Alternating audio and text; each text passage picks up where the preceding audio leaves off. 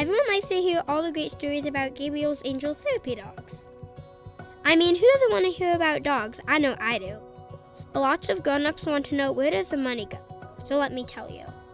80% of the donations to Gabriel's Angels goes directly to the pet therapy program, and each team is $3,500 per year.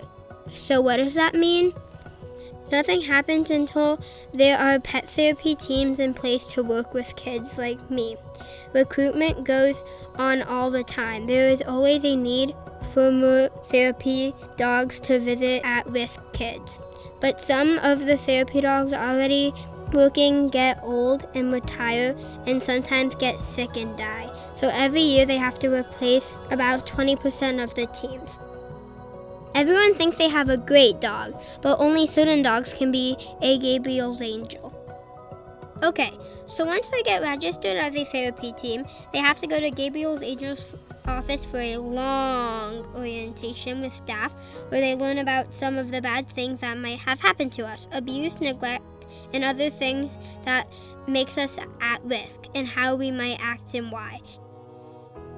And they learn ways to respond to what they might see and hear on visits. It's really important to put the right team with the right kids. The worst thing that can happen is for a team to be mismatched and decide not to go back.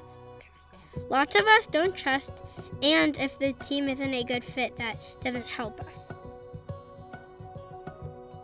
Volunteer coordinators go on the first visits with new teams to make sure everything goes okay for everyone. The team is coached and know they have help every step of the way.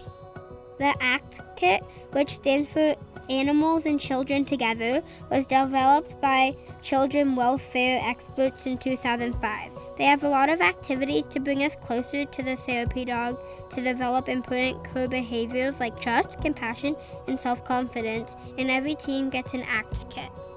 The volunteer coordinators go on visits with the team throughout the year to make sure that everything is going okay. This is called management, and grown-ups know that this is important to get the best results.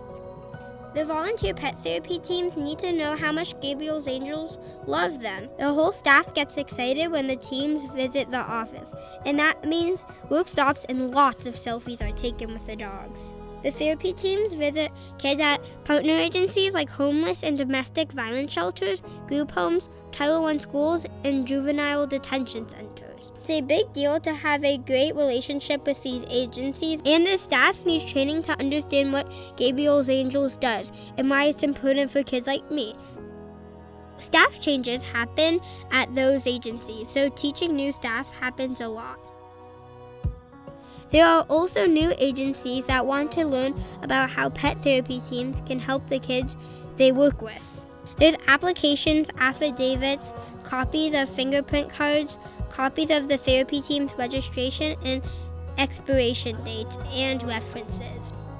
Gabriel's Angels stays up to date on research and anything new in pet therapy by reading and going to meetings. A lot of work goes into having pet therapy teams visit the partner agencies, and it takes a lot of money to make that happen. So while 80% goes to all of the stuff I told you about, really 100% goes to helping kids like me.